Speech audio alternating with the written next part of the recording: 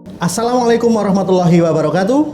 Saya Kusnanto dari SD Negeri 3 Candirenggo, Dinas Pendidikan Kepemudaan dan Olahraga Kabupaten Kebumen, Kecamatan Ayah. Sejarah Kadipaten Ayah dari catatan Paguyuban Trah Suranegara Karangpakis 2025. Ayah yang saat ini merupakan sebuah desa dan sekaligus nama wilayah di ujung barat daya Kebumen menyimpan legenda besar yang akan saya uraikan dalam cerita ini. Dulunya, nama Ayah adalah nama sebuah kadipaten yang wilayahnya meliputi Kecamatan Ayah, sebagian Rowokle, dan sebagian Buayan. Kadipaten Ayah berbatasan langsung dengan Kadipaten Pucang Kembar yang berada di sekitar wilayah Gombong. Kadipaten Ayah dipimpin oleh seorang adipati, Ki Ajar Tangga. Sementara adipati Pucang Kembar adalah Suryo Kusumo. Dua kadipaten ini bertetangga, hidup rukun, saling bekerja sama, dan saling mendukung.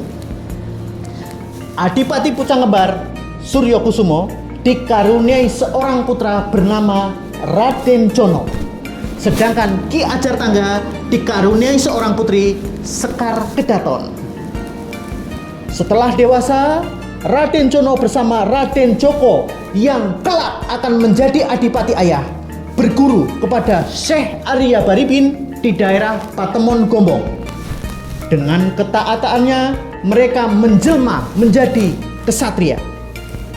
Suatu hari Syekh Baribin mengundang kedua muridnya. Joko, Jono, sini temui guru. Baik guru. Untuk menyempurnakan amalan guru akan melakukan pengendaraan ke daerah barat.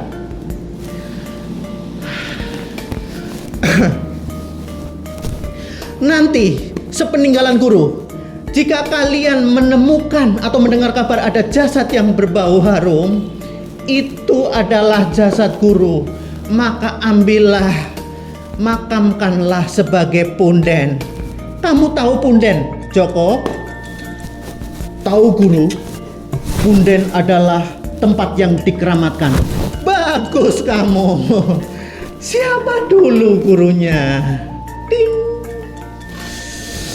Setelah berpesan, Syekh Baribin kemudian melakukan pengembaraan ke arah barat. Sementara Joko dan Jono melakukan laku khusus, yaitu tapa ngalas oleh Jono dan tapa ngodok oleh Joko. Selama menjalani tapa ngodok, dia berada di atas rakit di Sungai Ngijo yang bermuara di Sungai Bodo. Setelah 40 hari, dia terhanyut sampai ke muara Sungai Bodo, dan saat peristiwa itu terjadi, adipati Ayah yaitu Ki Ajar Tangga berada di tepi Sungai Bodo. Dari kejauhan, sang adipati melihat sinar aneh yang memancar di tengah pengawan. Ternyata ini berasal dari tubuh seorang pemuda yang sedang duduk bersujud menyerupai tingkah kodok. Tak lain adalah Raden Joko. Kemudian Raden Joko diajak tinggal di istana kadipaten, dan kemudian dia jatuh cinta kepada sang putri dan menikah. Sementara itu, di daerah lain di dekat Gunung Serandil yang bernama Desa Sikanco, rame dibicarakan ada jenazah seorang pemuka agama yang mengeluarkan aroma harum. Berita itu terdengar oleh Raden Jono dan Raden Joko, yang dengan segera mereka bergegas menuju ke Desa Sikanco bersama pengawal-pengawalnya. Setelah melalui perundingan yang rumit, maka disepakati bahwa jenazah itu akan dibawa keesokan harinya ke Ayah. Sejenak kemudian, Raden Jono bersama pengawalnya tiba di lokasi. Mereka mengendap-endap dan memastikan bahwa jasad itu adalah jasad Syekh Baribin yang akan mereka bawa ke Pucang Kembar. Ketika Raden Joko terjaga dari tidurnya, dia terkejut mendapati jenazah yang mereka jaga telah hilang. Bangun! Jenazah Ki Baribin hilang. Kemudian mereka berusaha mengejar pencuri. Pencuri jenazah itu lari dengan cepat sehingga usaha mereka nihil. Sementara itu jasad Syekh Baribin telah tiba di Pucang Kembar, dan atas perintah adipati jasad itu dimakamkan di Desa Grenggeng. Tak lama Raden Joko datang menemui sang adipati untuk meminta jasad itu akan dibawa ke ayah. Karena sudah dimakamkan di Grenggeng, Adipati menolak permintaan Joko dan diminta untuk mengikhlaskan. Untuk melipur kesedihan atas kegagalan dia, ia diberi batu mustika berbentuk lingga. Saat ini batu itu terletak di daerah Kalbut, yaitu dekat pintu gerbang wisata Pantai Logending. Beberapa tahun kemudian, Raden Djoko diangkat sebagai Adipati Ayah II, dan setelah wafat beliau dimakamkan di Panembahan Tulangan.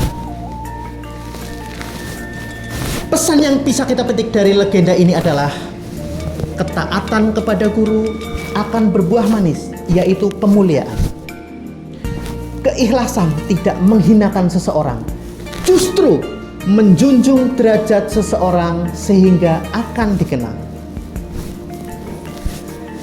Izinkan menutup cerita ini dengan pantun.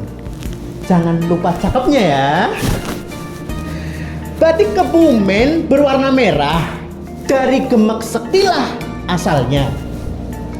Demikian sejarah Kadipaten Ayah. Mari cintai keberagamannya.